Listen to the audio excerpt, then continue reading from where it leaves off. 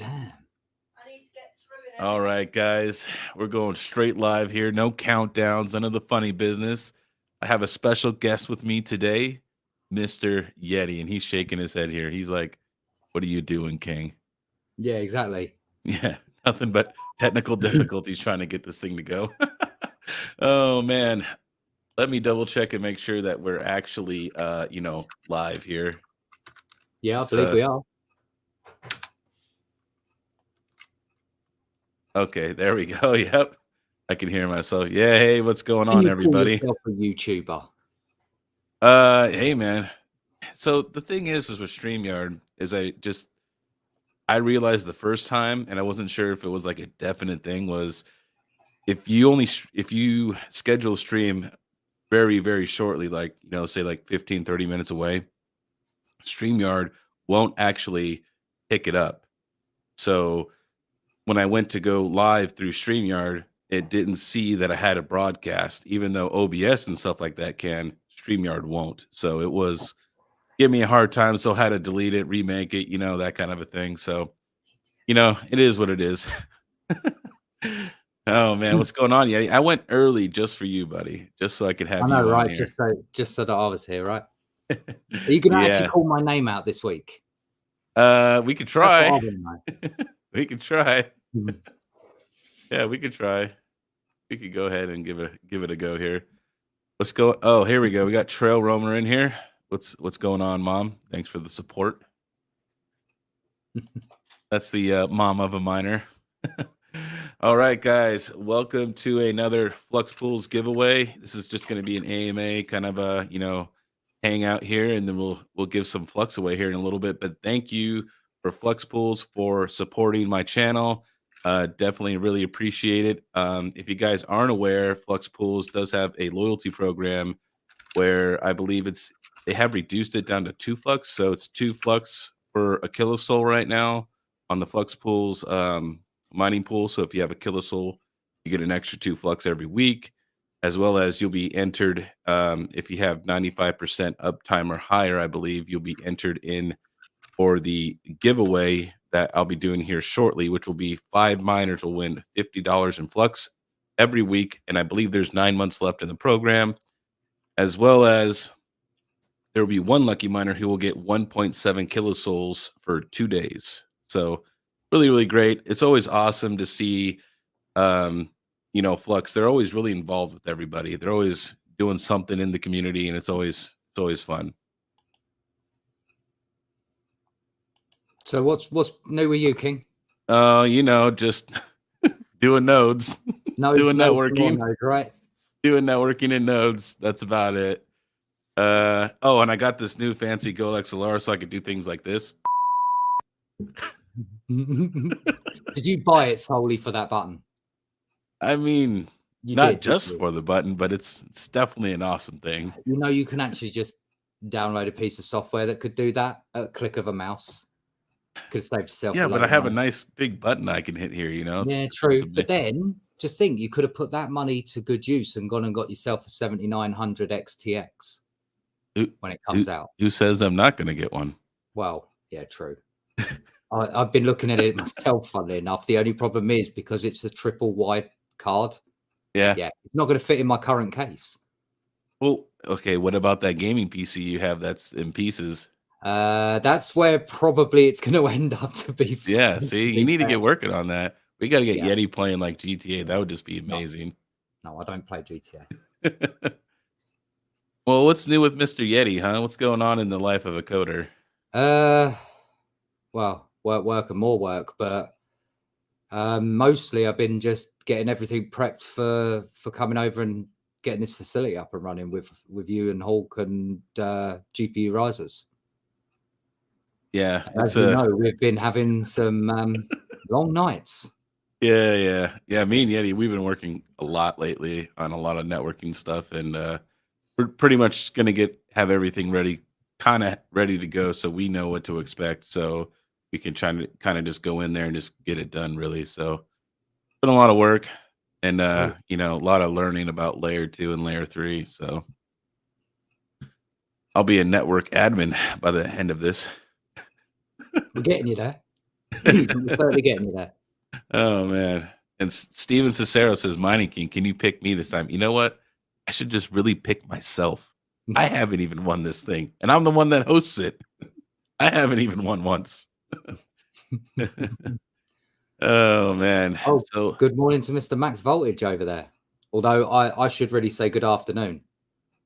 good afternoon. Oh yeah, I have the comments from StreamYard, so it's probably a little delayed for me. So I'm not seeing all the comments probably right away. There we go, popped up. General Voltage, sir, how you doing this morning? Mr. Voltage, always good to see you. Why can't I, what does it say? Why can't anyone say his name correctly? Steven Cicero? That's not his name? He said it was really close.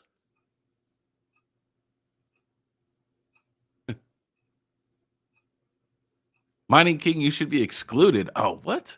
Come on, man. I'm just a miner just like the rest of you guys. Come on, man. I need that flux. I gotta Like I get said, those. King, you've got like 8 accounts all on Flux. It increases your chances to win. Yeah, each rig has its own address. There you Exactly. go. Oh man. Don't tell me that's also that you can make sure that you know exactly what each rig's producing, right? Because it comes in on each address. Yeah, exactly. Yeah, of course. Come on, you know me better than that. I'm too lazy for that. They go to make all those separate addresses. Come on. Yeah, true.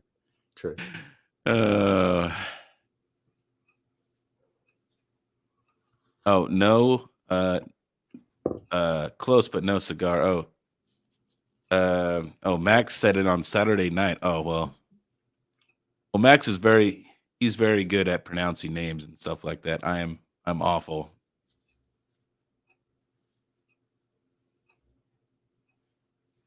Don't worry, I get the same with my surname as well. Get a lot of people incorrectly spelling it. Max is saying it's Cicero. Cicero? Is that how you pronounce it? Steven Cicero? Cicero. Yes, Cicero. Steven Cicero. Okay, got it. Or Cicero. Told you I'm awful at Either that or it'd be Cicero, I suppose. Well, what's going on, everybody? If you guys have any questions for me or Mr. Yeti, go ahead, just add us in the chat. We're just going to kind of hang out today. I don't know if you guys caught, though, yesterday. It's usually not my usual day to drop a video, but I did a video on the Project Thunder or the Cumulus Fractus node. Look at Max. He can't be taught. Okay, right. See, I could do it because you have it right in front of my face, but will I remember it? Probably, maybe. It's a hard maybe. No, at the moment, your head's filled with networking. And yeah, right now, yeah, that's all I think about. Even when I was playing poker last night in the Discord for a little bit, that's all I was doing in the background. I was playing poker, and I would tab out, and I was doing more networking. That's terrible, kid. Oh man. Oh, hey, what's going on, Mr. Hobbyist Miner? We have Hollywood in the house. Thank you for blessing us with your presence. Good morning.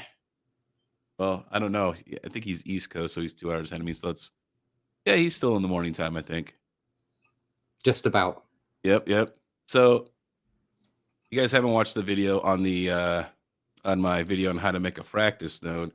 Pretty good watch. So you guys can participate. You will need, though, to go to the testnet section because it's not on the mainnet yet.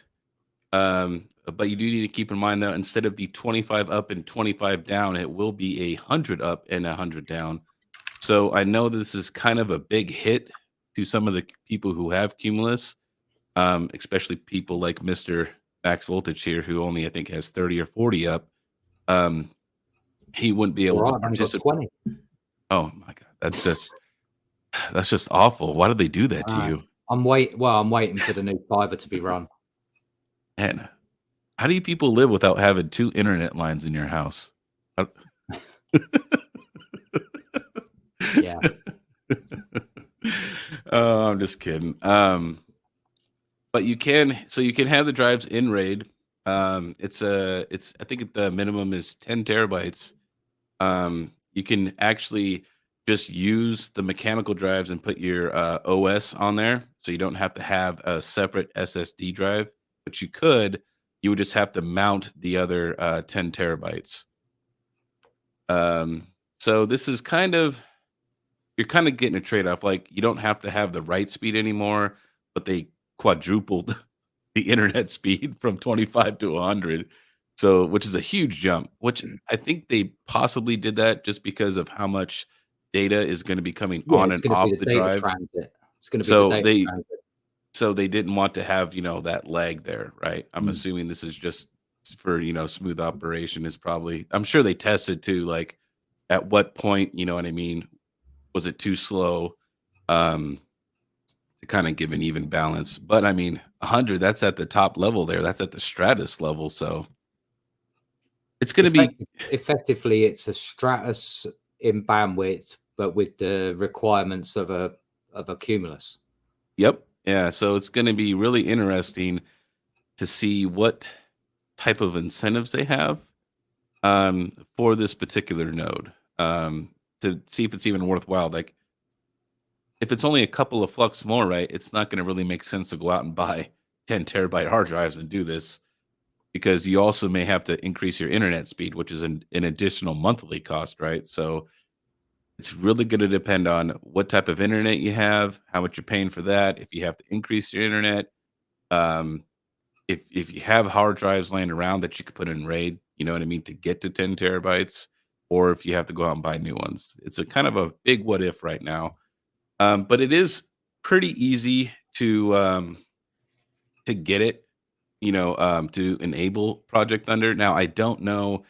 I'm assuming they're probably just going to have an option in the multi toolbox where you just like press number 16 to make this a practice Or node. some kind of question as you're going through, a bit like how Yeah. UPnP is asked if you want to turn it on. Oh, we don't talk about UPnP anymore. Okay. You might get another question that says, "Are you planning on running a Thunder node or like or Project Thunder?" Right. Yeah. Yeah. No more UPnP talk, Yeti. No more. All No, right. no, we've had enough UPnP talk for at least the next year, Yeah. at least. So essentially, you need to go into the Flux benchmark config file, and just all you have to do is add one line there, which is Flux equals 1, which pretty much turns on Project Thunder. So you do have to do when you do have to do the full install of the Cumulus node, and then after you do the full install, you do ls dash all. I was doing just ls, and my friend Yeti here told me that sometimes files are hidden and you need to do all. And then it came up. So After how long of you going, I can't find it. It yeah, doesn't dude, I was exist. like, hey, I was even asking Jeffy, I'm like, Jeffy, where the heck is this damn file that you're telling me to edit here? I do not see this. I was like, where is it inside of this thing? Yeah, it's ls dash all, which I explained that in my video, and I also give credit to my friend here, Mr. Yeti, for helping me with that command, as I am not a super well versed Linux user, but I'm getting there. So here, Mr. Hobbyist says there are some turnkey Flux nodes coming out. Interested in those though. Got to see them firsthand. Looks sick.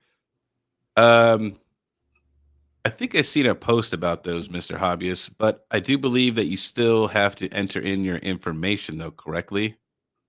That you It still will have to still do. require your collateral ID for sure, Yeah, because yeah, how else does it lock in for the node to yeah. your address?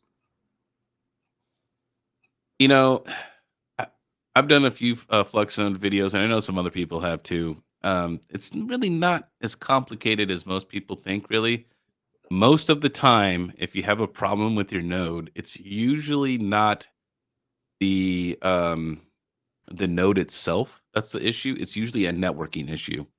Usually 100% is a networking issue. So then that gets into a whole nother world of problems. So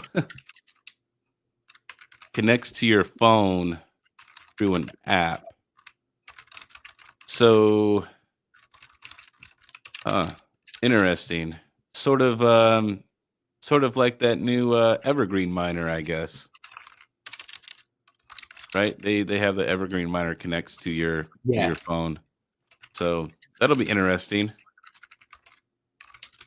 No, I like it though. I like that people are being innovative and they're trying to make sure that everybody can be included, right? Because not everybody has the They're technical trying to know-how. make new price points for people to get involved with crypto, and I commend people on doing that. It's just, can you deliver what you promise within a decent time frame?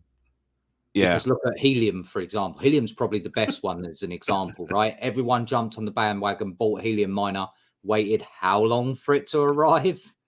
Yeah. By that point, it already took off, fallen off the cliff edge, and everyone still hadn't got their miners. Yeah. Yeah. So we're not talking about Helium here. At least Brian Hollywood's not here. He'd give us a hard time about it, but oh man. I just read Max's comment. That's hilarious. Unless you're Hawk. Good. Most problems are networking problems unless you're Hawk. Oh man, that was funny. That was like 3 weeks to get that node up. I think that's a record. Oh yeah, he's got to hold the record for the longest setup time for sure. Oh man. All right.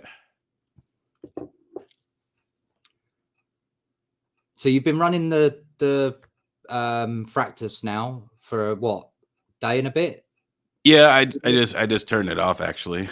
How's it been performing? Like, oh, it's been doing good. I haven't had any issues with it. Not had any dropouts or random like errors or no any benchmarks? I do notice though that it's going to depend on your storage solution, right? Like your drives itself.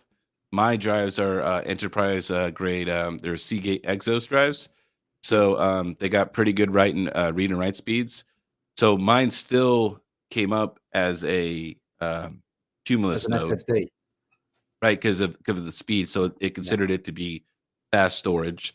So it didn't label it as a Fractus just because of that, but it still treated it as a Fractus because of that argument that I put in there for Thunder equals 1.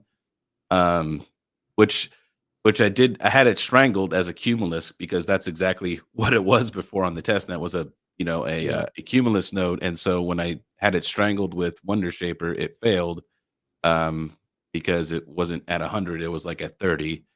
So it does work. Moat's here as well. Oh yeah, Mr. Moat. This is the gentleman that you need to speak to if you need to request some coins from the testnet. This is the guy that you guys need to talk to. Yep. He is the man. Yeah, if you guys want to go take a crack on the testnet, you do need to have a separate bash command for the testnet, but they have all those instructions and they have a full testnet section in their Discord, as well as you just have to make the request for the testnet coins, and Mr. Moat here will gladly help you out.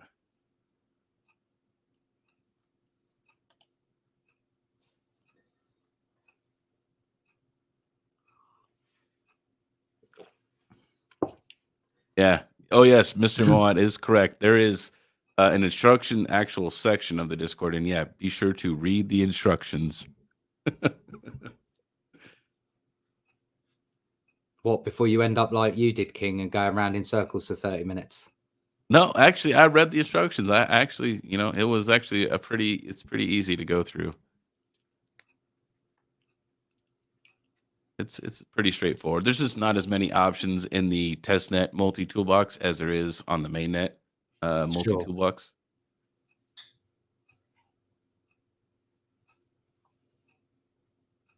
So, I mean, what's your thoughts on the Fractus nodes then? Like, I'm waiting for incentives. I'm I'm gonna wait for incentives. I had these drives. They were in my Unraid. So one was a parity drive, and the other drive I wasn't using in there. It was just in there. So I put them in a RAID, RAID 0, and made 16 terabytes. So then I could be a Fractus node. To me, it's really going to depend on that incentive. because people may have to increase their internet speed. Some people don't have extra hard drives, right? They're gonna have to go buy 10 terabytes. I think they're what, Yeah. like $200 or maybe a little more for Well, 10 look at what terabytes. happened when everyone went out and bought Chia drives Oh yeah. for Chia. Like they shot the price up by Oh yeah, like yeah. ridiculous When amounts. I bought those Seagate Exos, that was like right when Chia was taking off, like Oh right. no, you paid I stupid money paid for them, well, they're didn't you? also enterprise grade drives too, so they're even naturally more expensive. I think for the 8 terabytes, I paid like 185 a drive. So it was expensive. But I mean, I still use them. I use them. I bought 3. One of them is I use for storage for my YouTube content, right? As soon as I make content and I like make the video and I have the thumbnail and all that stuff, I just put it in a folder and I, use it as a storage as a NAS. So, Steven asks, Monty King, will Project Thunder work with a network NAS? You know what? I don't have one, so I can't answer that question.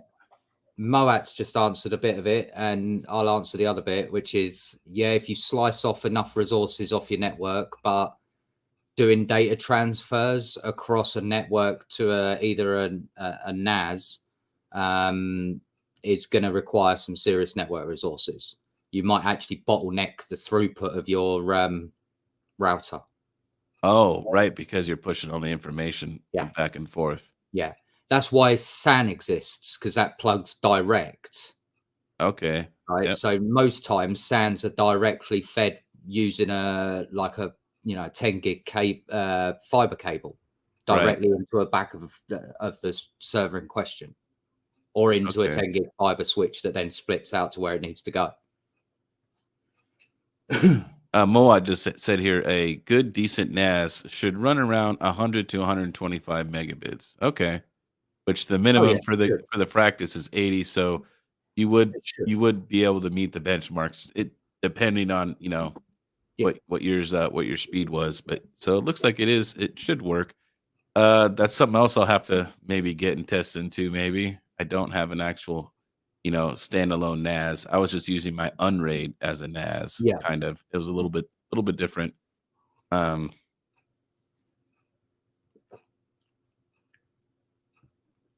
but good question though, Steven. Good question because I know some people have SANs and NAS, and they have lots of, I'm sure, hundreds of terabytes of hard drives from Chia if they were like me. Some people are diehard Chia fans. They like the project. Some people got out. I got out. It just wasn't for me. I don't know if they made improvements to their, the way that the plots are made and stuff like that. But man, I think I was using like a Ryzen 2600 or something like that, right? And I had a Gen 4 NVMe.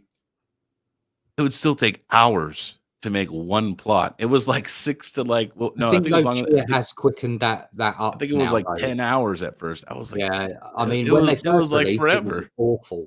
When they first released, it was awful, but I do believe they've now quickened that up. But I I still was won't do Chia. no, yeah.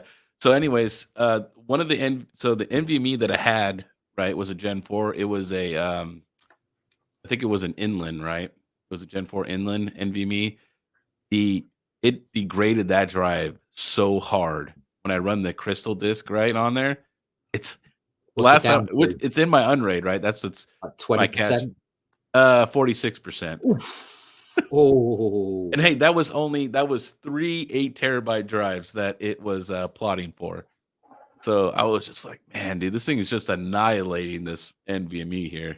oh yeah, yeah, yeah. I don't think it takes it as brutal now as it used to, but Oh, okay. yeah, I mean, they were destroying hard drives for the fun of it, and that's not Which good. which the whole point of Producing the e-waste is project not something we want. was to be, greener. And I'm like, dude, you're killing hard drives. This is not green. If you're creating e-waste, you're not a green company, are you? Yeah. Oh man. So I got out of Chia. So I didn't make much either. So I was just like, yep, this sucks. You can plot in RAM now, so it's totally different. Oh Yeah, wow. apparently they're even looking at using and utilizing GPUs as well for plotting. as an extra mechanism, because obviously a GPU can do that kind of calculations a hell of a lot quicker than most CPUs can.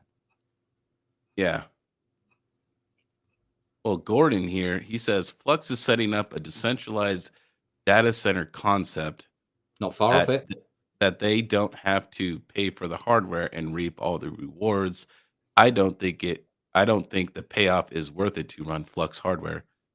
Well, I mean, that is one view to look at it, right? Because essentially they're going to have a network, right? That everyone else runs, you know what I mean? To where like a traditional data center, right? They would have an upkeep of, like power, their internet bill, right?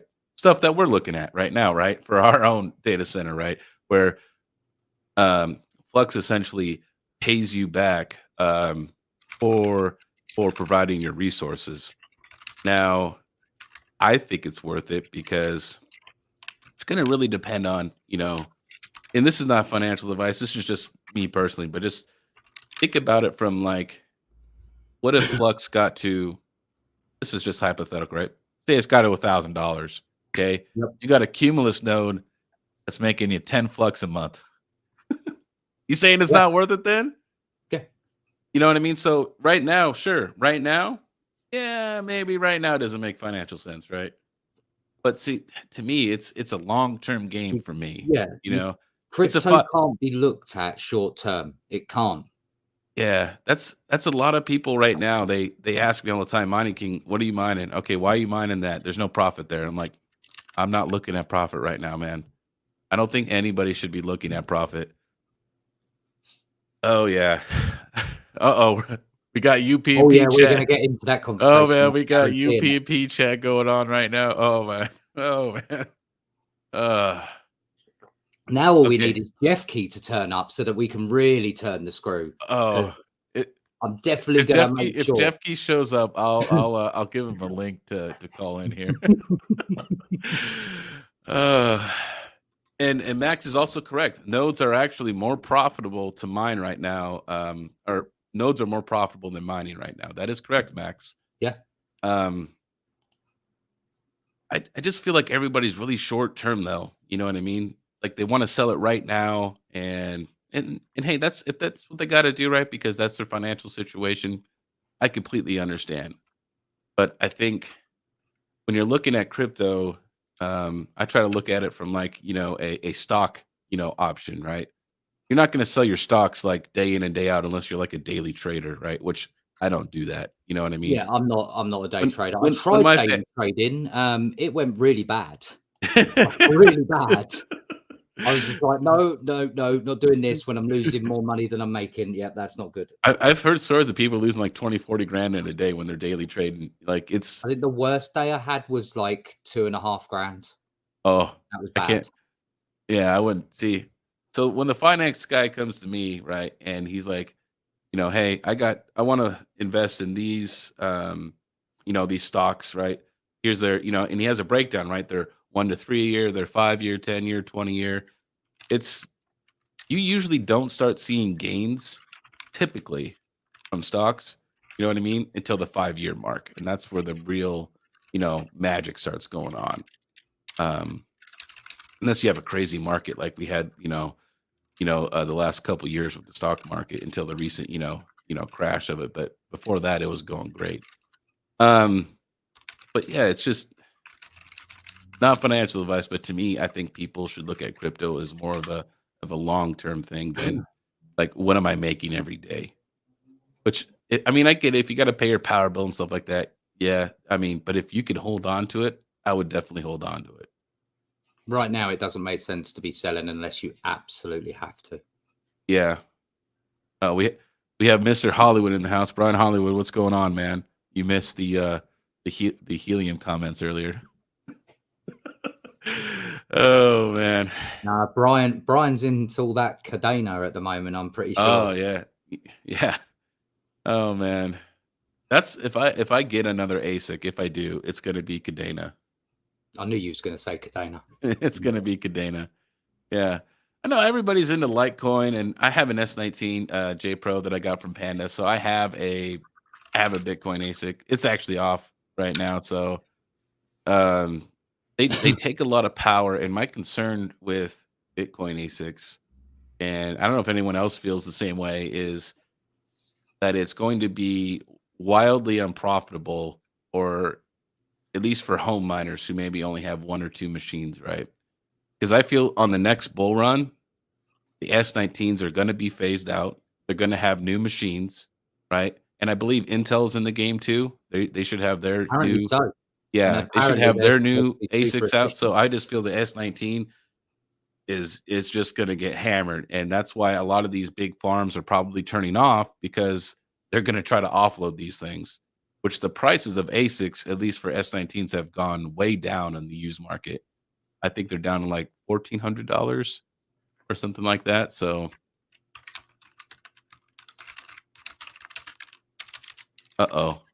Yeti's having a full blown networking conversation here. I just hear his keyboard cracking away, and I I'm do looking. apologize if anyone can actually hear my keyboard. No, you're okay, man. You're I'll good. try not to, angle the microphone as bad, but yeah, my keyboard's loud, shall I say? Oh, I'm sure between me and Moat, we could have an hour-long conversation on just the pros and cons of UPnP. Absolutely, we could. The problem with UPnP, at least from an enterprise level, is that you shouldn't do it. No. Right, King, can you do me a favor, right? So that Moat can actually see it, right? Your router actually states not to turn UPnP on. Your enterprise level router clearly says that it is not advised. It does say that. Which is the funniest bit. Yeah, and the other thing is too is most enterprise level level stuff is they use a lot of VLANs, right? And we've learned that UPnP does not travel down VLANs. No. Well, you could use a combination. We were looking into this, right? IGMP, right? I believe it is. Which can then obviously proxy from one VLAN to another for UPnP to be able to pass between VLANs. But so far, that's still hit and miss. Like really hit and miss. Yeah, that hasn't been really successful. So it's.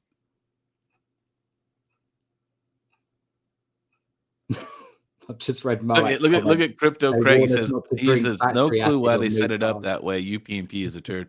So I understand why they did UPnP.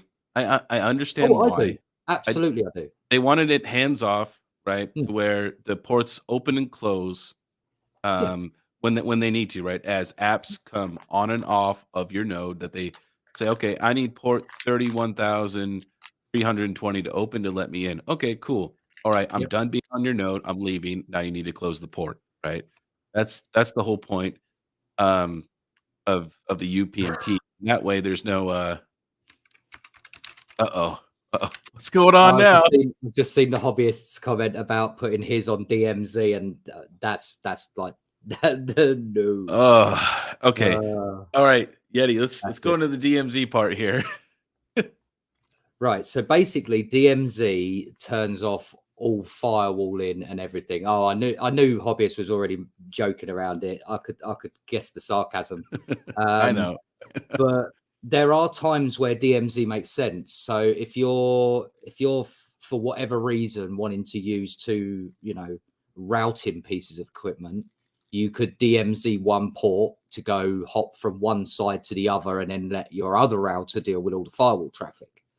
There are use cases for DMZ, but 99.9% of the time, DMZ is a really bad idea.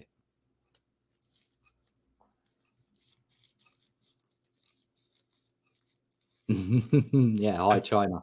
Yeah, that's quite good. Here we go. Moan says properly secured UPnP and properly secured nodes is the key. He says that's what he says, Yeti. I would love Moat to try UPnP on enterprise level equipment. So yeah, my question is a super frustrating problem. The enterprise equipment hates UPnP. They physically don't want it on their hardware, to the point where We've tried turning it on with yours, and it just says, no, thank you, even though the stuff is directly connected. Yeah, actually, you can even see the calls in the logs to where Yeah. it requests the UPnP, Yeah. but And just for some reason, when it comes back, it just doesn't ignores do it. anything. Yeah, it just ignores it. So, which is a shame. So Moat, why couldn't we use port triggering? It's essentially the same thing. Yes, it is. Port mapping and port triggering. But I would guess that's probably because it needs a certain level of understanding of how to do port triggers and port mappings to actually have that happen automatically.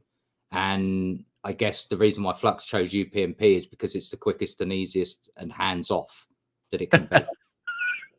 So. Oh, about to die right now. Here we go. Brian Hollywood, thank you for the super chat, man. We have him here at the Mining King, DMZ, UNP.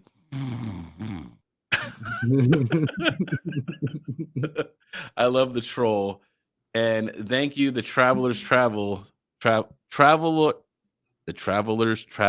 you for becoming a Kingsman, man. Appreciate it.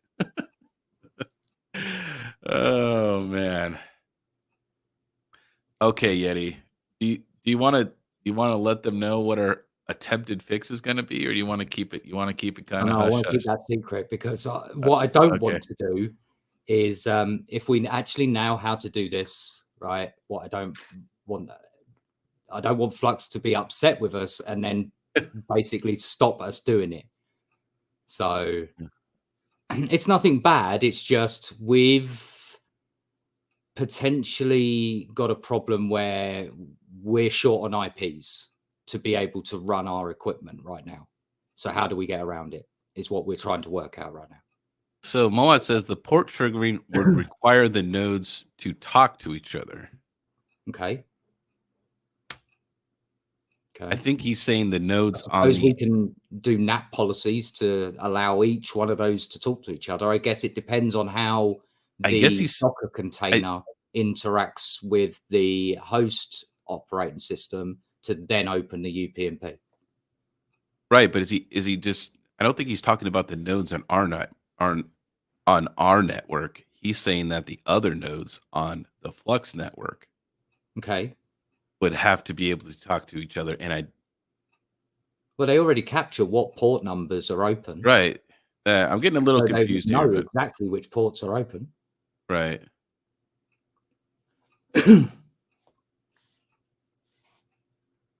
Oh, no, your nodes on my network, or you're saying the nodes on my network would have to talk to each other. Is that what you're saying, Moat?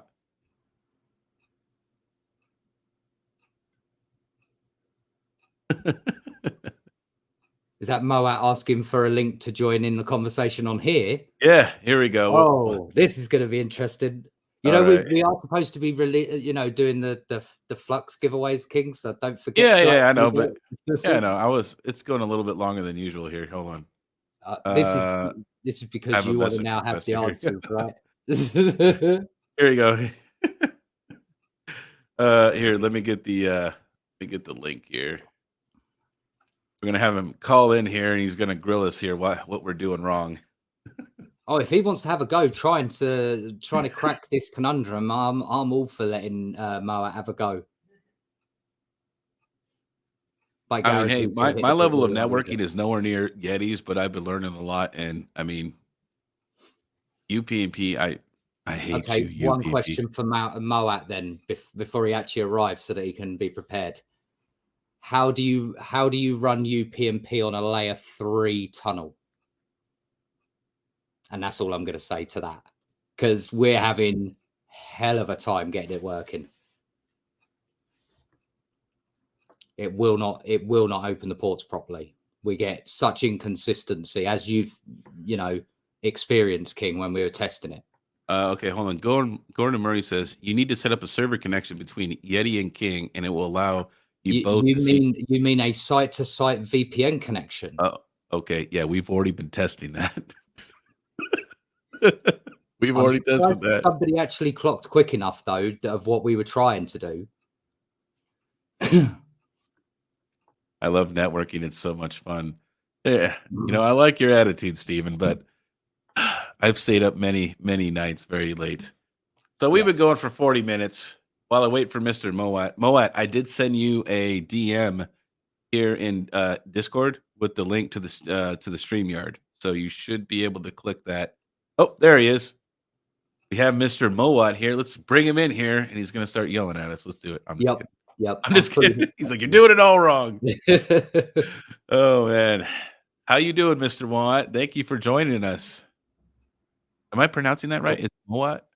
I think it's Moat. Oh, hold on. I think he's still setting up here. Yeah, I think he's getting his microphone and everything sorted. Yep. Yeah. I brought him in a little preemptively. But we'll get the Flux giveaway going here. Yeah, I was going to say, why don't we pull a number out the hat, shall we say? I thought, yep. While we're Okay, waiting. cool. Yep, I still have it from last time. Let's go. Oh, So I see KJ Miners. KJ from UK Miners has just arrived. Rylan Tex just popped up as well.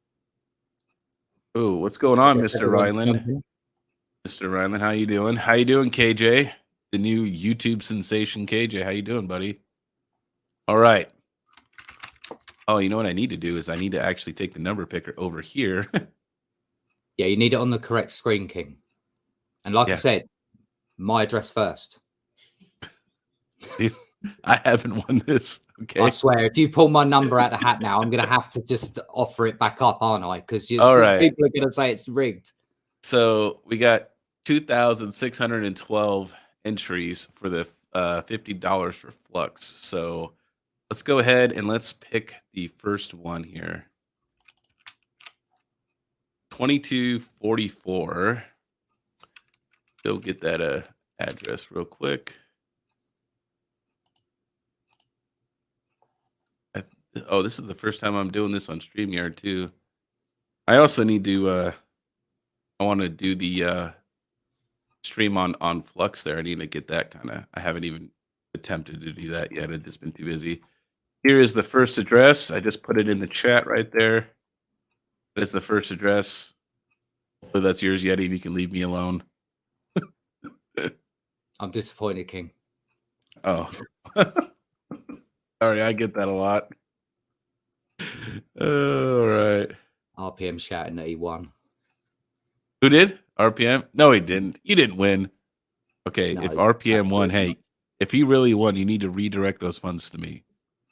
He doesn't need any Flux. Or at least a percentage. 2068. 2068. Let's see here. Our number's getting bigger every week at this rate. You know, actually, it's actually around the same for the $50. Is actually the same. So here's the second winner. Congratulations for winning $50 in Flux.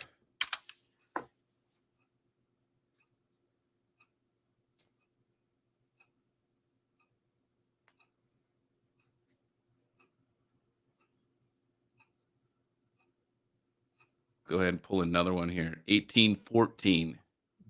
1814. Well, we're getting down in the numbers now.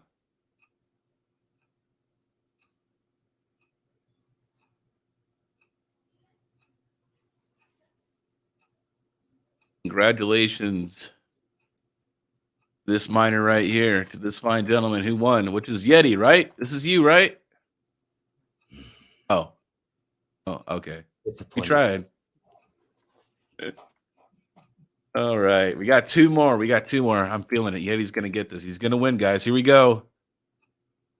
Okay. Whoa, there we go. We got way down in the numbers now. We're way down there. 900, 912.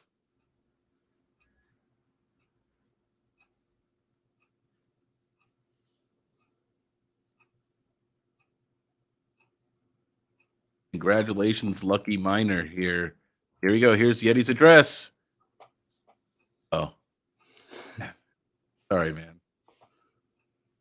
If it makes you feel better, I've never won either, so. No, that's true. That's true.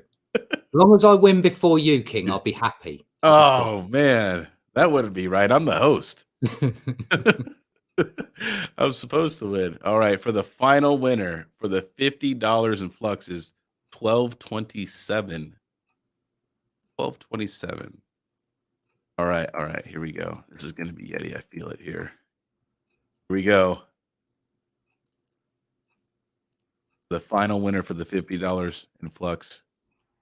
Is that you, Yeti? Is that you, buddy? Oh, No. dang. And I'm for gonna have everyone just tuning I'm in, going to have to find my address on your list and then work out which number it is so that I actually can, oh man. So if everybody's just tuning in, you don't have to be here to win. All of this gets sent directly to the mining address, so it's all hands off. So just tell them when you get it though to send it back to Mining King because he needs it for a Stratus node. How you doing, Mr. Moat? How you doing today, buddy? Oh, I can't seem to hear you. We can't seem to hear you.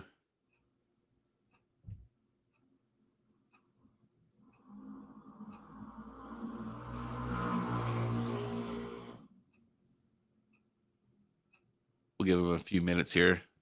Can you hear us, Moat? Oh, he can hear us. Here, let me make sure I don't have any kind of setting. Oh, his mic is open.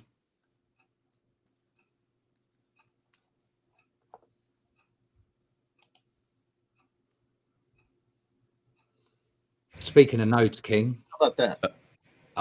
There you go. Hey, how you doing, buddy? Mr. Moat, the guy who runs the testnet. How you doing, buddy? I do not run the testnet. I'm just the sucker that started helping, and they just walked away from it. So now, so you inadvertently run the testnet, right?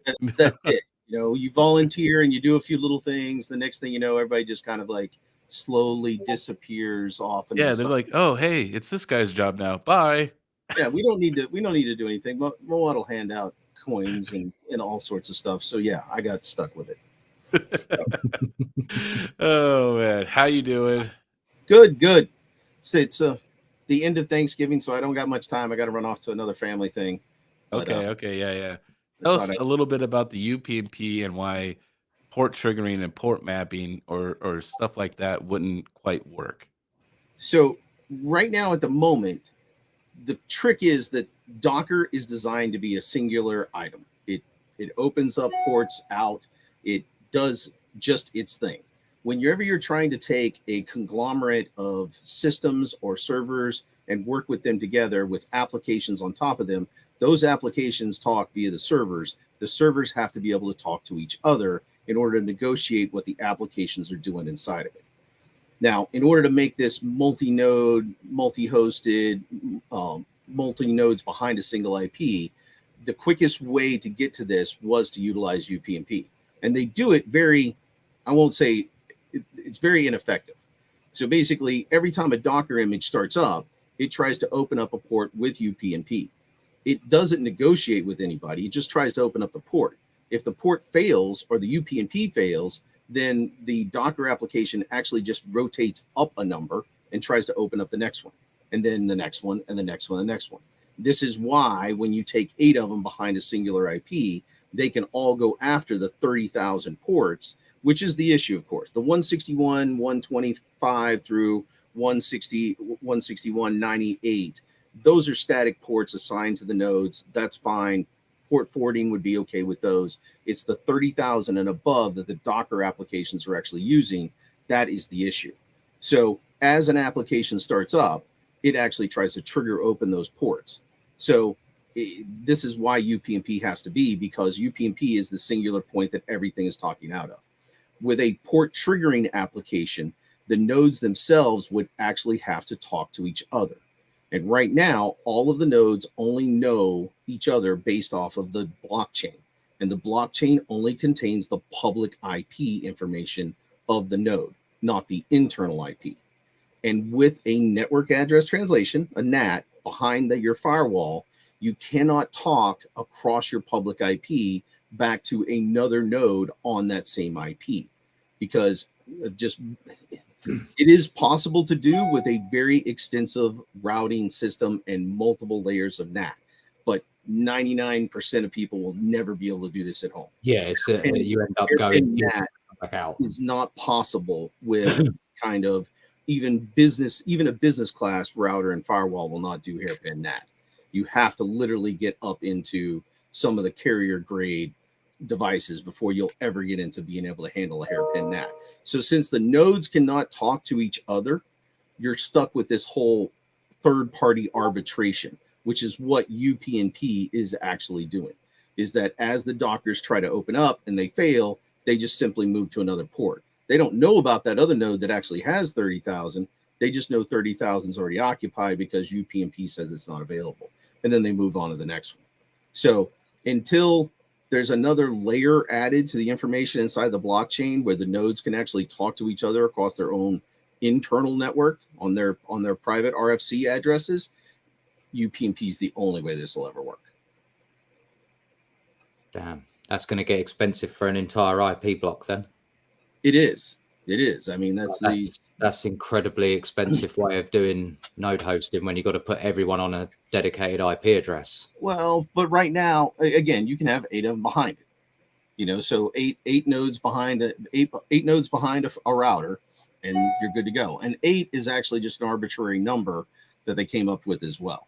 You know, there's no reason why it's just 8. It could be 12. It could be 14. It could go up, provided that they write in the amount of ports. It's literally just the 16127 through 16198 that's putting that 8 limitation on there. Right. Yeah. Those are the port numbers for the nodes, right? That's the ones they made. Yes. So there's 8 sets of those port numbers that they've basically allocated out. If they went bigger or they went further along, then they can make it more than 8. They would just have to expand the UPnP past 30,000 as well, or move it up into a higher area there. But UPnP will not argue. There have been a ton of security vulnerabilities in it throughout its environment. Okay, but number one, they've all been addressed. Every single one of them has been addressed with proper patching and everything else. But in the environment of an enterprise, you're 100% correct. Enterprise says no. You know, you have a zero trust policy. That is pretty much what they're trying to push across the entire industry. And most of your enterprise class will always deny it.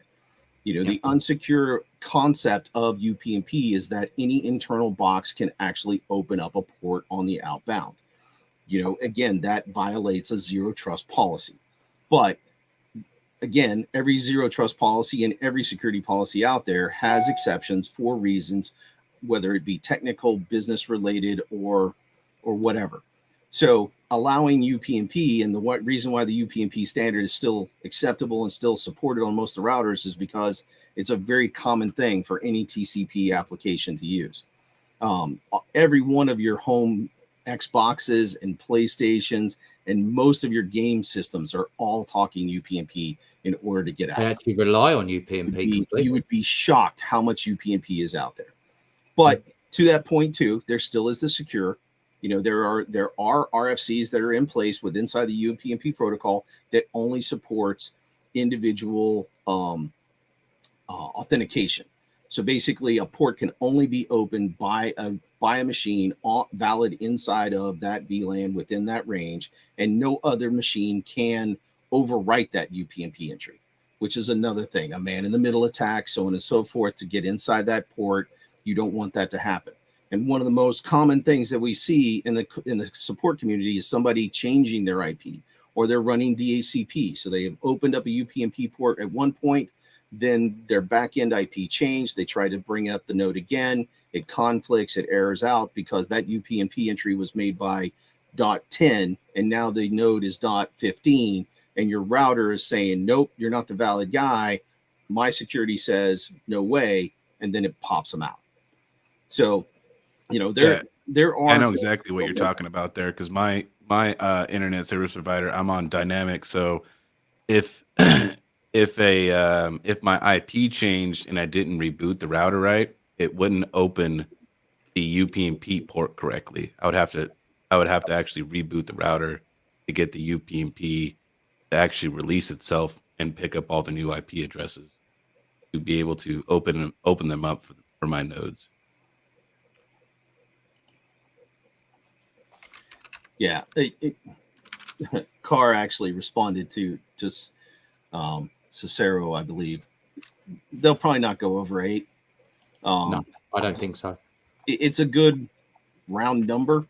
I don't know exactly what the reasoning was behind it, but 8 nodes behind a single IP is not a horrible thing.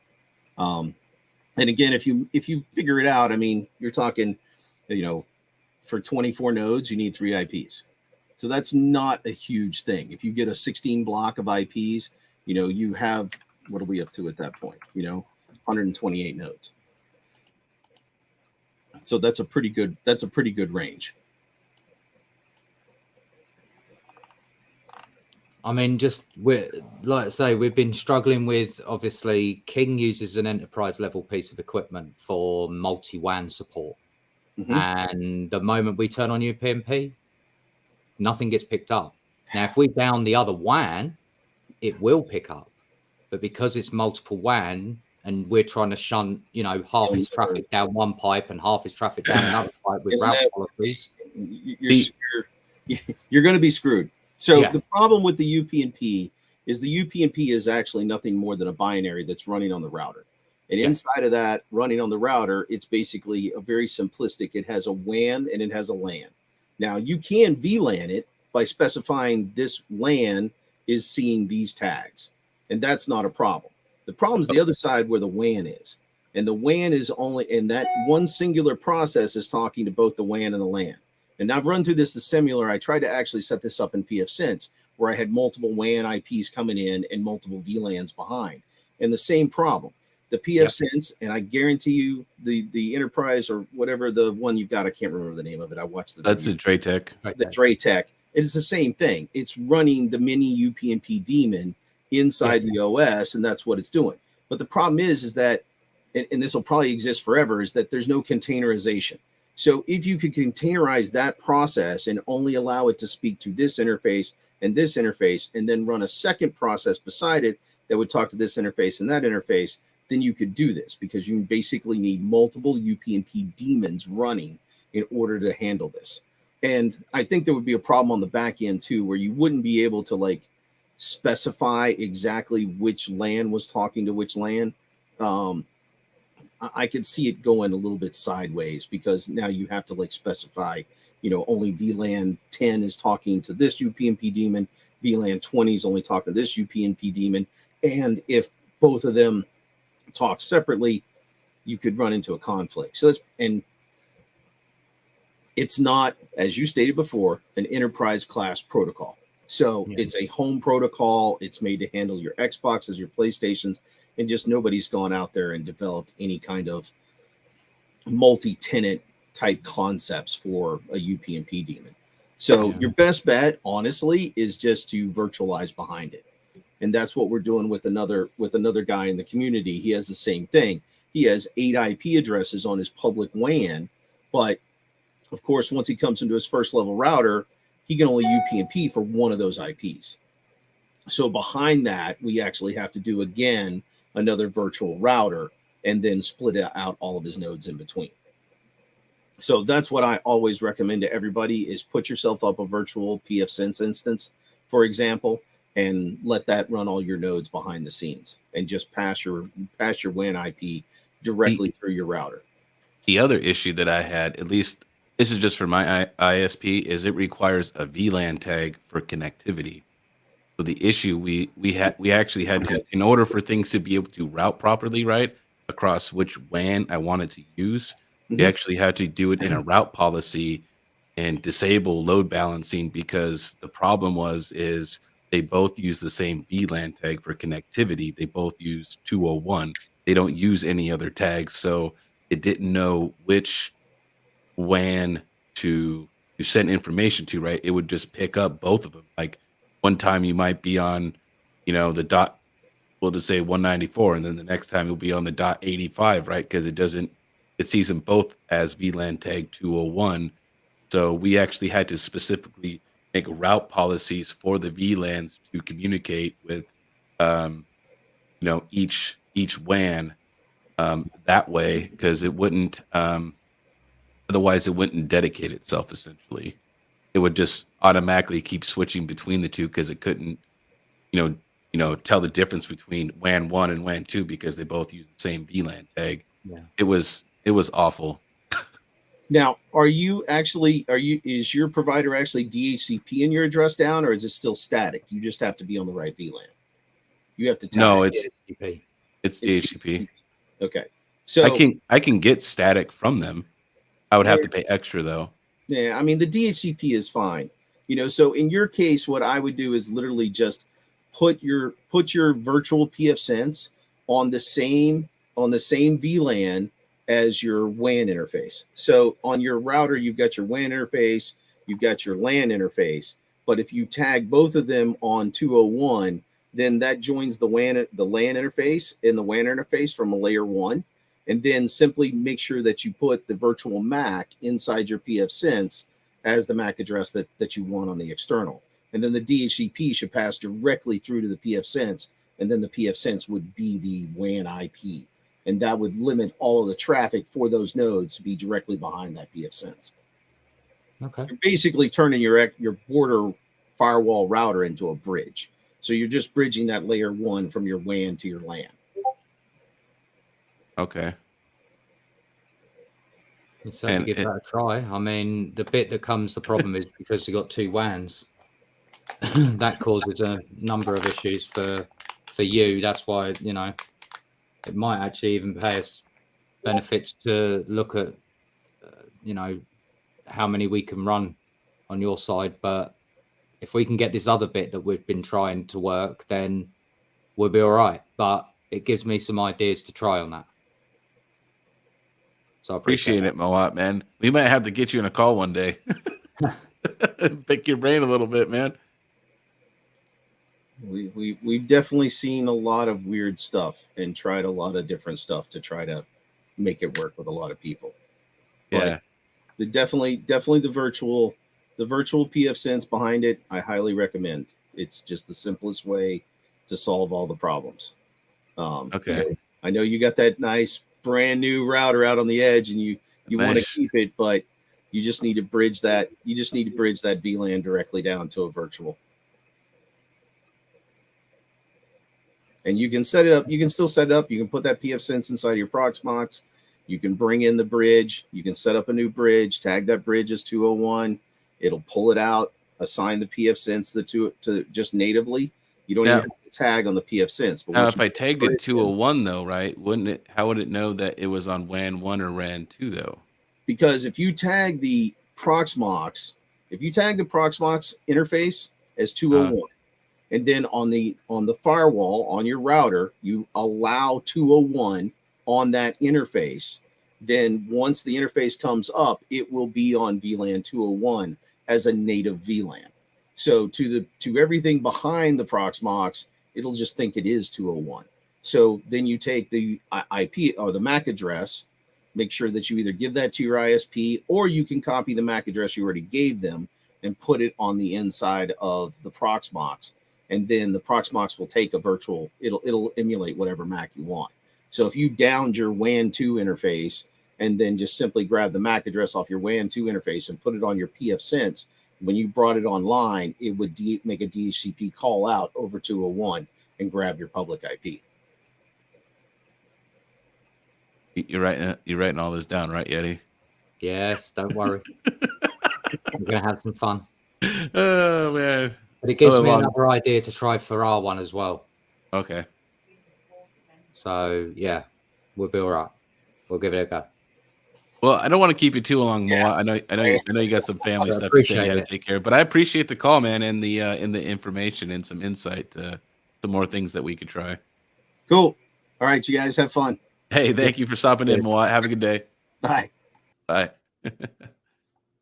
Well, see, look, man, learning more stuff. Some ideas to what to try. So I think when we were first trialing it before the second try with the other one, right. Yeah, I think I was along the right lines, just one step short. Okay. So yeah, I think I can do that now.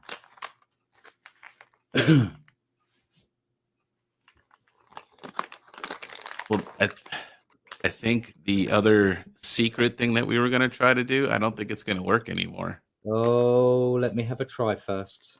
All right. All right. This has given me some ideas on what to try. I've got 2 servers to trial it out on, so we're all good. Yeah. Yeah. If one way doesn't work, we'll try another way. Yeah. Yep. All right. Well, we've been going for quite a while. I guess I should pull this other winner here. Yep. Maybe. Come on, King. Pull my name out. Come on. This is for the 1.7 kilosol hash rate giveaway for 48 hours. Come on. Oh, can I announce this publicly too, since everybody's here? You know what I'm going to announce, right? Can I say it? Yeah, I know you're going to say it. Can I say it? I don't want to do it if it's going to embarrass you too much, man. No. All right. Embarrassed. All right, everybody in the chat. I want to see a bunch of 22s, okay? Because hey, it's in 2 days. Correct me if I'm wrong, right? 2 days? Sunday. Yep. Yeah, Sunday is Mr. Yeti's birthday, everybody. Mr. Yeti. It will be his birthday this Sunday. I'm getting old. That's what's happening. Oh, man. You know, I was thinking for an ultimate troll too, that I know that you're an AMD guy. I was gonna buy you a 13th gen Intel. Actually, I wouldn't actually mind one of the new Intels. My workstation that I use every day is a dual Xeon. So I mean I could. Yeah, 21 again. KJ, I wish. He's looking like a good solid 21, isn't he? 21 came a long time ago. Oh, look at D miners. Look at that troll he just sent you. He said 62. Yeah. I feel it. No, I'm actually going to be 37. So you're not too old. See, I'm only 36. I still got a lot of my hair left though, so I look okay. Yeah, well, King, look, this is what like hardcore networking does to you. You lose your hair. All right. I need to fix how many entries we have here. Let's see how many entries we got. We got for the 1.7 kilosol hash rate is 1790. 1790. 1790. Once again, thank you, Flux Pools, for sponsoring the channel. I better win this, okay? I haven't won anything. As long as I've been doing this, it better be me. It goes to somebody like Panda, I'm going to be upset. 390. Ooh, that's a low number.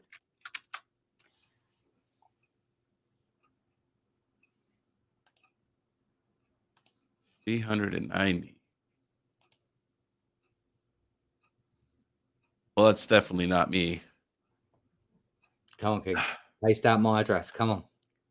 You know, if you pull my name out, everyone's going to call rigged, right? I think it's rigged. All right, there's the address for the lucky winner for 1.7 kilosols. Nope, not mine. Well, I tried. My friend. I tried. Congratulations to all the winners this week. Yep. I'll be doing this again next week. We're going to hang out for a few more minutes. We'll take some questions. I know I was talking to Moat for a while, so I'm going to scroll up a little bit. I'm sure I missed a lot of questions. I did see one from Gordon Murray. Okay. I need to pick Yeti's brain on VBIOS flashing the EEPROM with USB programmer on AMD cards. Okay, I've never used a USB programmer on an AMD card. I've used EEPROM programmers, but never had to do it on an AMD card. Thankfully, all my AMD cards that I owned had the dual BIOS, so I always have a backup anyway. Yeah, there you go. Yeah. The best person to probably speak to about that would be Mr. Mad Electron. There you go, Mr. Tinker over there, Mr. Mad Electron. He's your guy for that kind of stuff. That's Yeah, sort of the project. That's one of those sort of projects that I think Mad Electron would actually enjoy doing. It'd frustrate the hell out of him, but he'd enjoy it. Oh, yes, to a D- question. Me and you were exactly talking about this conversation earlier about a 7900 XTX. Now, he said XT, but I know for a fact you're not going to go for one below the top grade, are you, kid? No, You're going to no. want that Yeah. upper I mean, tier come on, one. dude. It's me, man. You think I'm going to get one below this best? I got to say, hey, I have a custom water looped system right now with a what I blocked want to know then 6900 XT. I know you're getting a 7900 XTX, right? It's the, you know, probably the worst kept secret right now. But here's my question to you then, King. Soft line water tubing or hard line water tubing? Because you've already got a hard line system, which means you're going to have to hardline it. You're assuming I'm going to keep my hardline water system. You so are. You put so much effort into that, you wouldn't scrap that for the world. I'm considering it right now. Anytime you need to service something, you got to dump it out, man. It's awful. So, Yep. Yeah, that's the one. That's the one thing that a lot of people they really like. Yeah, hey, the custom loops, man, they look great. It's a great like piece to look at, and I always wanted to do it, and I never done it right because it was always very expensive. I treated myself, and I built my own.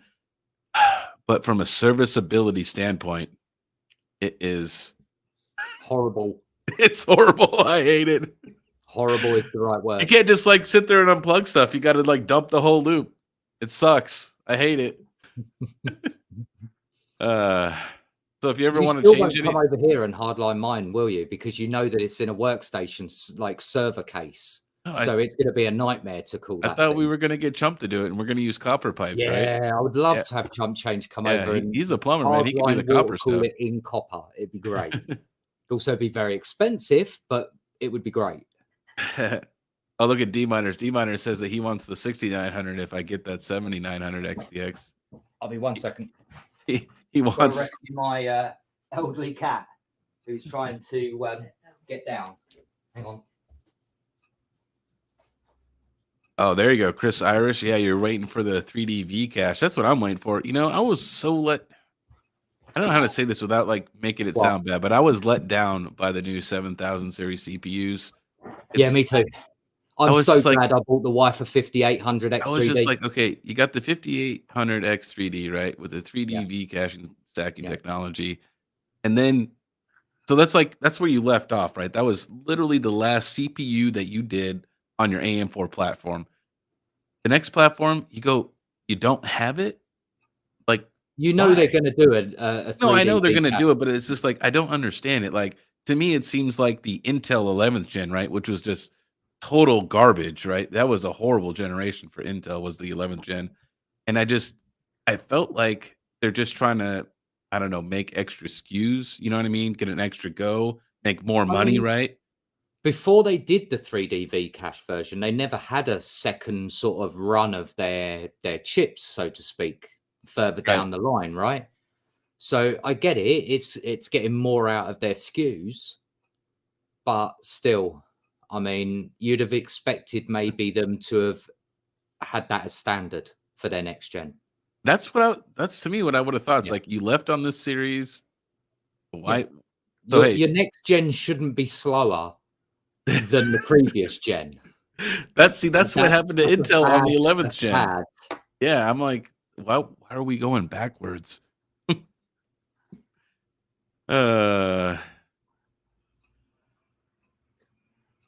Stephen's just asked for if he had multiple IP addresses with one router. Yes, it would work, but Moat was suggesting that you use a virtual system in front of your network, so to speak, with all the routing forwarded, thus making your router just a bridge. Forward everything into something like a virtual PF Sense or Open Sense. Which King now has plenty of experience with, and let it deal with the rest. Now, we've already got to that point. We've got the IP stacked, and we've got plenty of IP stacked right now. And we can go bigger, but we just went, respectable for the testing phase. But if we get this right, then we'll be okay. It's causing us a nightmare because of the way we've got to do it. Unfortunately, lots and lots of testing. Rather than our nodes being located at the same physical address as the PF sense, the PF sense is remote. So it causes a little bit more problems with routing. KJ has a question here. Mining King, do you think AMD will skip the 8,000 to 9,000 series next time around? Every other company, are you saying as far as like their, like how they number their next CPUs? You think, is that what you're saying? Like how they skip generation numbers and stuff sometimes? No, I don't think so. I think that they'll keep on with the naming convention. I think that you'll find that the next one round will be the 8,000 series with RDNA 4. So yeah, that's how you distinguish which it really is, because they've already got 7, back in the day when it was called Radeon, right? And that was all that they called them. There was already a 7,000 card. They're just cycling through the card numbers again. Which happens. They had the the HD, 7950s and stuff like that. Yeah, the old. Actually, I've still got one over there. 3 gig one. 3 gigabyte version. Hang on. He's gonna go get it now. Actually, Yeti, you should show them the closed loop Vega you have. That thing's pretty cool. That's currently sat in an Optiminer. Is it? Yeah, having it. Yeah, I actually managed to fit a AIO version water cooler in an Optiminer. Okay. I would not advise it to anyone to even try, because it was bad and hard work. Here you go, King. Excuse the cable ties, but look, there you go, HD 7970. Look at that. Oh, and it's a Sapphire too. The king of AMD. Yeah. Nice. And like I say, this thing outperformed a lot of cards when I bought it. Unfortunately, nowadays it probably wouldn't, especially given that the fans have completely died, which was why the cable ties, because I actually had 2 case fans strapped to it. So look, getting creative. I love it. Yeah. Engineering, isn't it, King, as you call it? Redneck engineering. Yeah, exactly, man. If you can't get it to work with super glue, duct tape, or zip ties, okay, you're not a redneck. All right. Oh man. You did. So you missed the live announcement of the giveaway, sir, but you don't have to be present. Everything gets directly sent to the mining addresses, so you don't have to, physically be present. The Flux pool operator will send you guys the Flux, and also they will send the hash rate to the mining address. I'm so doing it. I'm going to ship that thing to Panda for a good troll. Are you? You send it to Panda? There you go, Panda. You're getting a GPU, buddy. Look at that. Merry Christmas. Merry Christmas to you, Panda. Yeah, I got to get him a good house. Panda's got plenty of GPUs to worry about right now. The last thing he needs is a 3 gigabyte, 15-year-old GPU to worry about. I got to get him a good housewarming present. I know he's almost done with his house that he's been working on. We could make him a GPU doorstop. Get a stand and just glue it in place, right? And then he can just slide that bit under the door, and it'll work with the doorstop. If you really want to get him a GPU doorstop, we got to troll him really hard and get him a Radeon 7-1. Oh, that would be the ultimate, King. I like your thinking. Oh, that would be the ultimate troll on him. Oh, yeah. He's probably gonna hate me right now. He's had so many of those die. Oh man, great. Yeah, and if anybody has any PF Sense questions, I will direct you to Mr. Red Panda. He knows tons about PF. Right? Well, why hasn't he come and helped our problem then? Hey, hang on a minute. Did you just say if anyone wants PF Sense advice, go to Panda? Panda, I need to speak to you. He's gonna hate me now.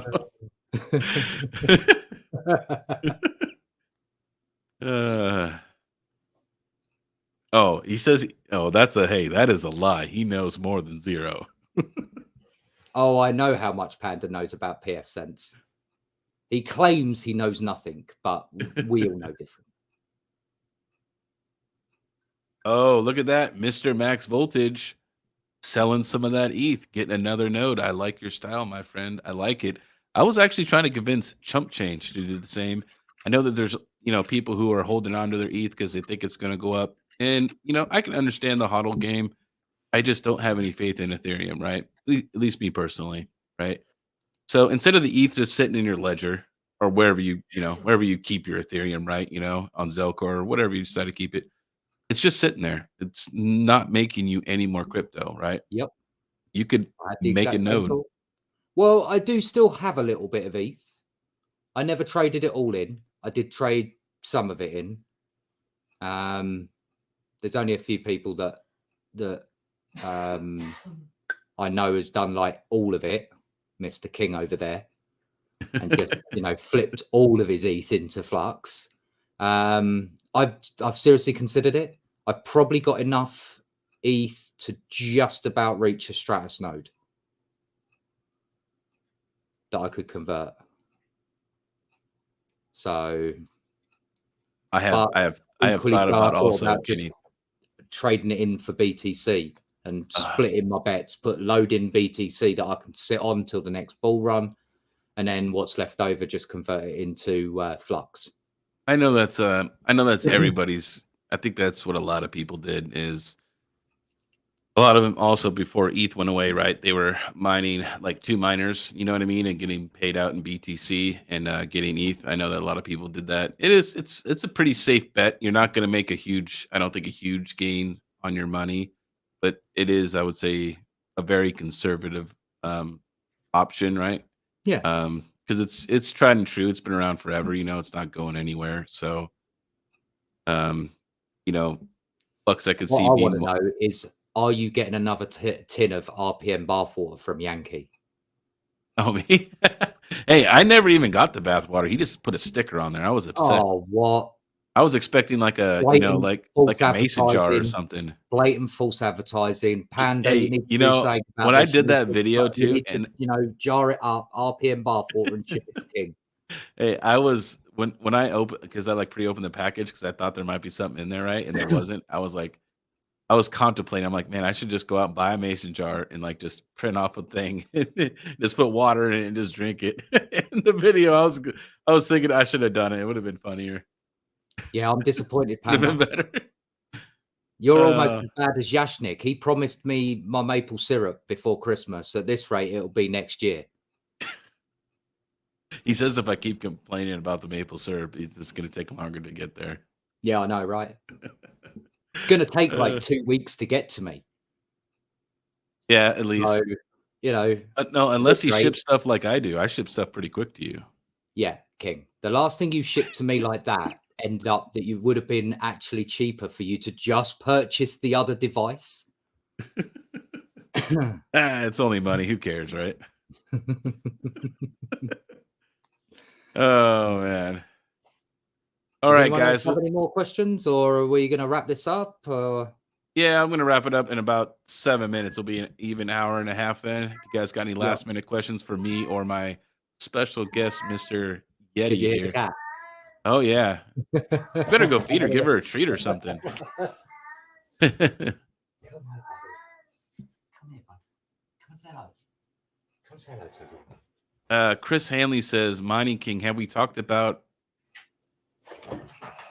I don't know how to pronounce that coin name, Chris Hanley, and I don't want to sound like an idiot when I do it, so I don't know what that coin is. Never heard of it. So this one's coming up for his 22nd birthday. Oh, man. Dude, that is old. Yep. So about 105, 106 years in cat years.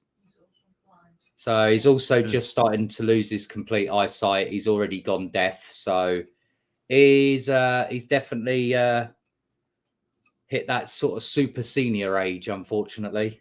But Right. And we that's hope we can amazing, have him though. around for a little while longer. Yeah, 22 years, man. That's amazing. How long do cats typically live for? I don't even know that. Between 16 to 18, Oh, so usually. he's So he's well over the sort of average age. And then we got another one that's on over the other side of the room. She's just coming up for 13 years old. You can hear her meowing now. She knows when I call her. squishy coin. Oh yeah, I saw a few new coins pop up. Oh this yeah, morning. there's Biness, Biness, which is SHA-256. Well, that's SHA-256, so that's based on and then Bitcoin. Fennec is Yes Script R16, and Squishy Coin is Ethash. Equihash, and Is it Equihash or is it Ethash? It's Equihash. Is it? Here. Nice. Equihash. Squishy Coin. I don't want to click on your wallet page, sir. This looks misleading. Is that all they've got? That's it. There's no white paper. There's no information about what it's for or its use case. No, there's a pretty bird in the clouds. That screams more rug pull than most of the other coins that I've seen. I mean, but look, it's got a nice little bird on there though, and it's in the clouds, and it looks so nice and friendly. It's telling us download our wallet. Yeah, if I was gonna look into this, I would definitely have to. This has big red flags all over it. Yeah, this is definitely, if you're gonna get this wallet, please put it on a VM. Oh yeah. Please don't even download it to your PC. Put it on a VM first, or if you want, I'll take a look at it for you and I'll tell you whether it's safe or not. And we can do a video on it if you want, King, or something. With debug whether or and not I mean, dude, this is. I've seen some pretty bad sites here. I mean, I'm surprised it's even listed as a new coin to be mined, because you'd have thought that mining pool stats would have so there's kind of validation. So it's got almost 1 megasol on it. What? Yeah, it has 400. So that's where the 1 megasol off Flux disappeared too. Because 1 megasol left. Like it. Yeah, I like it. They can all go elsewhere, and we'll be happy with our Flux. That'd be fine. I haven't even looked at my Flux pools. Quite honestly, I would stay clear of that until they at least bring out a white paper and a reason for it even existing.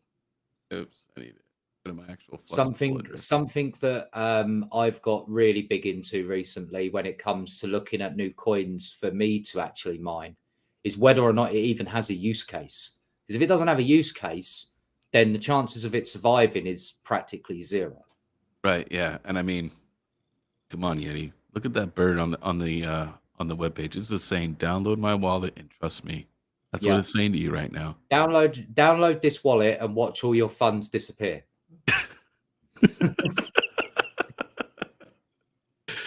Well. Wow, man! Look at this. It's under six megasols again. You guys, I saw that. You guys go mine the new birdie squishy coin and leave my precious Flux alone, please. Yep. Exactly. Oh man, look at these yields getting good, and this is. I took some hash rate off. I totally agree with D Miner's comment. By the way, we're waiting for the RPM coin. I am, man. You know what? I was half expecting Panda to take over Pink Chain, just for the trolls. And for good video content. That would be good too. And the first title would be I took over a broken, shut down and rug pulled token. Yeah, and then hey, he could sell his RPM bathwater, for like 1,000. What, as an NFT style, and use blockchain technology to track who owns them? That would be hilarious. Do it, Panda. Do it. We'll all mine to you. See, look at that. D-Miner's all in. I love it, buddy. Let's do it. Panda, where are you, my friend? Come on. Mandy. Am I getting harassed by both the cats now? All right. Well, guys, I think we're going to call the stream here. Thank you again to Flux Pools for sponsoring my channel. Congratulations to all the winners for the $50, for the 5 miners who won the $50 and the 1 miner who won the hash rate. I think it takes about a day, I think, for them to get that out to you. So I know it's the holidays right now, so people are probably out of town. I was just about to say, being that Thanksgiving yesterday. Maybe it might take a little bit longer than usual because everybody's doing family stuff right now. But well, thank you, Yeti, for being my special guest. I appreciate you coming on with me. And thank you again to Mawat for coming on and giving us some more information and some good ideas. So yeah, exactly. Now we got to go spend all day networking again. Look, he's already logging in right now. Look, he's logging in right now. I'm already logged into it. Been tweaking it for the last 10 minutes. Yeah, see, he's like me. He's like me when I'm like live too. I'm like sitting there doing multitasking when I'm not the host. So, all right, guys, thanks for hanging out. Remember, I'll be here next Friday again. We'll be doing the Flux giveaway. All right, we'll catch you guys later. And oh, that's right. Hawk changes viewer call-in. There's no viewer call-in tonight. No, I believe he's really busy tonight. Yeah. So actually, hey, maybe I'll offer to take over Hawk's channel for the night, just to troll him, do some amazing numbers, and then go look. Yeah. Oh, that'd be great. There actually will be another stream though by Big Wooly, Crypto Tito, I believe. They usually stream every Friday night with Minecraft. Yeah. If you guys want to get into some Minecraft and learn a thing or two, Mr. Wooly is the legendary Minecraft player. He knows everything about Minecraft. Yet ain't no chance we are doomed. Chris Hanley just mentioned that it's the United States of America versus England at the World Cup today. So I said, I'll have a friendly 1 Flux bet on who wins. There you go. I like it. The gentleman's bet. I love it. I love it. All right, guys, we're out of here. Peace. Yep.